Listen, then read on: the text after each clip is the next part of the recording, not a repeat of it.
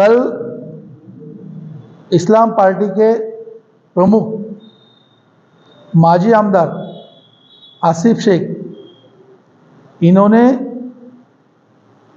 अपनी तकरीर में एक बात रखी कि औरंगजेब का नाम हमारे दिलों में रहेगा, औरंगाबाद का नाम हमारे दिल में रहेगा, मतलब उनके दिल में रहेगा। जो कोई नाम दिया गया है, नामांतरण हुआ गया है, वो सिर्फ पेपर पर रहने वाला है, हमारे दिल में आने वाला नहीं है। इस तरह का उन्होंने जो वक्तव्य किया, वो वक्तव्य से हम भारतीय जनता पार्टी मालेगांव जिले की जानिब से उनका कड़े शब्दों में निषेध करते हैं। उन्होंने टीसीएस प्रकरण में जो आरोपी है, उस आरोपी को कोर्ट में मदद करने का काम आसिफ शेख इन्होंने किया। इससे पहले बांग्लादेशी रोहिंग्या को मालेगांव में पनाह देनी चाहिए, ऐसे टाइप की मांगनी उन्होंने इससे पहले भी की है। मतलब मालेगांव के मुसलमानों को बरगलाने का काम, उनकी दिशा भूल करने का काम यहां पर आसिफ शेख कर रहे हैं। ये जो कोई भी देश विघातक, देशद्रोही एक्टिविटी है, इनमें लगातार जब भी मौका मिलता है, ये आसिफ शेख अपनी बाजू रखने के लिए, उनको पाठिंबा देने के लिए जाकर खड़े हो जाते हैं। इसीलिए हम यहां के पुलिस प्रशासन से मांगनी करने वाले कि इससे पहले भी जो भी इलीगल एक्टिविटीज हुई है, देश विघातक जो भी काम हुए हैं, फिर वो लव जिहाद होगा, लैंड जिहाद होगा, कॉर्पोरेट जिहाद होगा, इन सब का मास्टरमाइंड आसिफ शेख तो नहीं है ना। उनकी चौकसी करके उनके ऊपर गुनाह दाखिल करना चाहिए। और वैसे ही जो संविधान में, विधान भवन में नामांतर का बिल पास किया है और नामांतर हुआ है, उस नामांतर को नहीं मानना मतलब कहीं ना कहीं संविधान का अपमान करना। औरंगजेब मेरी मन में है, इस तरह का वक्तव्य करते हुए छत्रपति संभाजी महाराज, शिव छत्रपति शिवाजी महाराज, इनका अपमान किया है। मतलब पूरे हिंदुस्तान का अपमान इन्होंने किया है। इसलिए आसिफ शेख, इनके ऊपर गुनाह दाखिल होना चाहिए और सख्त से सख्त कार्रवाई होनी चाहिए।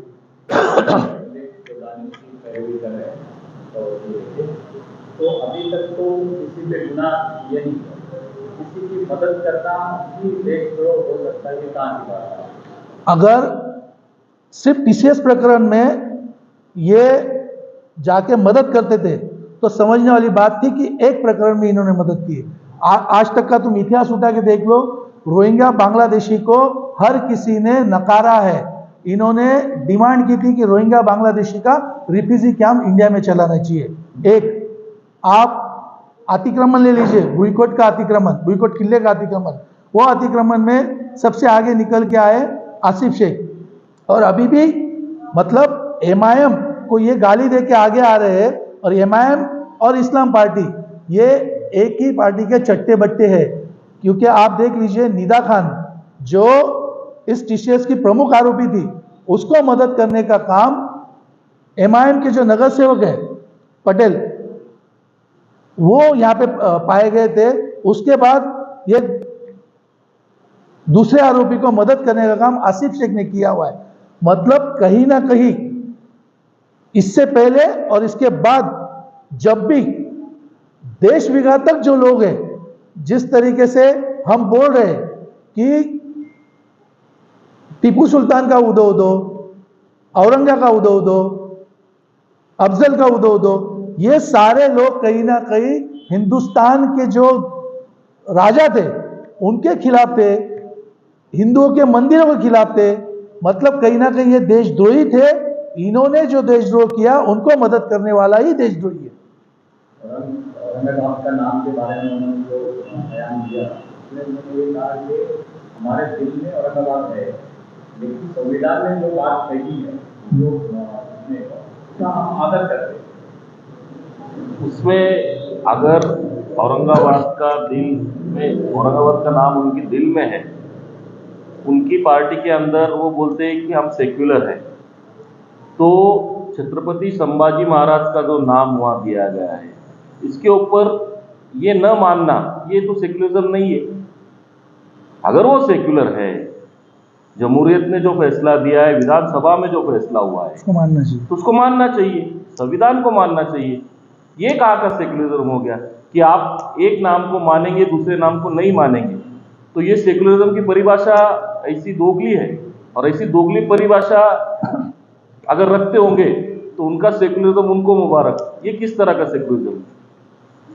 इस तरह के टीसीएस मामले में औरंगाबाद के जो कारपोरेटर हैं, उनका घर जो है उसको ये कर दिया गया, बुलडोजर चला दिया गया। अभी आप आसिफ शेख का नाम ले रहे हो, तो क्या आप उनके ऊपर कानूनी कार्रवाई या संभाजी नगर का जो नगर सेवक था, उसने निदा खान को छुपाने की जरूरत की थी।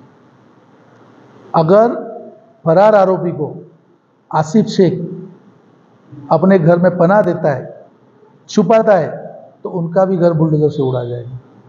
उन्होंने नासिक में कहा कि मैं किसी ने पूछा उनसे कि आपको बुलडोजर से डर नहीं लगता, बोले मेरा गैर कानूनी घर नहीं है। ये क्या मतलब? तो इसका मतलब जो घर गिरा है वो गैर कानूनी था। अगर घर गैर कानूनी था, कानूनी घर तो किसी को गिराने का कोई अधिकार नहीं है। बयानबाजी करने वाला व्यक्ति तो गैर कानूनी बयानबाजी कर रहा था। बयानबाजी ज़्यादा महत्वपूर्ण है। करते सर, इससे पहले भी आसिफ शेख को लेकर आपने एक पत्रकार परिषद याद है? बिल्कुल। आपने कहा था कि उनको घूमना फिरना भी हम गाँव में मुश्किल करेंगे, आपको याद है? आप बस प्रेस कॉन्फ्रेंस लेते कि एक्शन लेते नहीं? तो एक्शन लेते नहीं। ये देखो, आप आसिफ शेख एक नाम से बात कर रहे हैं। अभी मैं प्रेस चालू होने से पहले कुछ चीज़ें मैंने बताई, और वहाँ से कुछ में से किसी ने पूछा कि ये संभव है क्या, और मैंने उसका जवाब भी दिया है कि आसिफ शेख जिन चीज़ों को बढ़ावा दे रहे, तो वो सब चीज़ें जो है अभी धीरे धीरे हम वहाँ से मालेगांव में से वो नष्ट हो रही है। और वो लैंड जिहाद हो, वोट जिहाद हो, कारपोरेट जिहाद हो, या लव जिहाद हो, और अभी ये जो टीसीएस के बारे में और संभाजी नगर के बारे में ऐसी जो बयानबाजी कर रही ना, ये आदमी जो है ना, मेरे ख्याल से इनका दिल पाकिस्तान में है और शरीर खाली हिंदुस्तान में। ऐसे लोगों को तो जो बयानबाजी हमने पिछली बार की, इसका मतलब इसको राहत थोड़ी मिल रही। कुछ ना कुछ तो आगे आने वाले दिनों में होगा ही होगा। और एक्शन भी करवाएंगे आप? अभी तो बिल्कुल विचारों से एक्शन में ही है।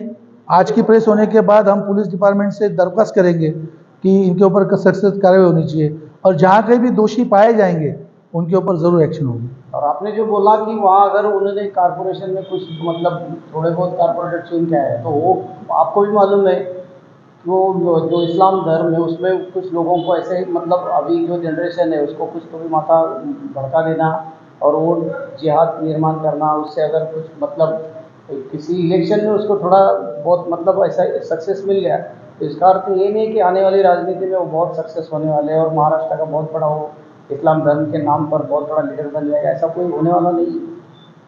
ये आप ओवैसी के बारे में भी जानते हैं, और जो भी देश के खिलाफ या वोट जिहाद, लैंड जिहाद हो, जो भी गलत जितने भी काम है उसके बारे में अगर वो समर्थन करेगा, तो उसको थोड़ी आवाम भी हो, इस्लाम भी हो, तो वो थोड़ी ऐसी पनाह देगी या उसकी बयानबाजी पे मतलब कुछ तो भी उसको राहत देने वाली, ऐसे थोड़ी। लैंड जिहाद, लव जिहाद, कॉर्पोरेट जिहाद, जो भी जिहाद है, इस जिहादी प्रवृत्ति को जो भी बढ़ावा देगा हम उसके खिलाफ खड़े रहेंगे। की ओर से बेहतर ये है कि विकास की अगर राजनीति करेंगे तो हम उसकी वाह करेंगे, या अगर गलत कुछ भी फैसले लेंगे, गलत बयानबाजी करेंगे, तो उनका निषेध तो हमें करना ही पड़ेगा ना। वो आज तक देखो, जो आप बोल रहे हैं वही बात मैं खुलेआम नहीं बोल सकता कि जो समर्थन कर रहे हैं वो कुछ चीज़ें ऐसी है कि आज आपने पेपर में पढ़ा होगा क्या हो रहा गांव में, ऐसे अभी भी इसके आगे उसको एक एक झटका बैठने वाला है। बहुत सारे ऐसे हैं उनके कारनामे, ये जो बाहर निकल रहे हैं सबके, ये तो मैं खुलेआम नहीं बोल सकता, लेकिन एक दिन सबके सब जब सामने आएगा ना, तब आप भी पूछेंगे कि ये था क्या ऐसा। कुछ चीज़ें हैं ऐसी जो हम हमारी सरकार की तरफ से अभी गांव में कर रहे हैं, जो विकास होना चाहिए, जो लोगों को सहूलियत दी जाएगी, या डेवलपमेंट की राजनीति होनी चाहिए, ये इसके अलावा ये अलग ही कर रहे हैं। क्या उसके बयान के बाद एफआईआर होगी? एफआईआर भी होगी, कानूनी कार्रवाई तो ज़रूर होगी, और ये अगर अगली बार ऐसी बयानबाजी करेंगे फिजूल की, तो उसको मतलब जवाब किस तरह का मिलता है ये भी आप देख लीजिए।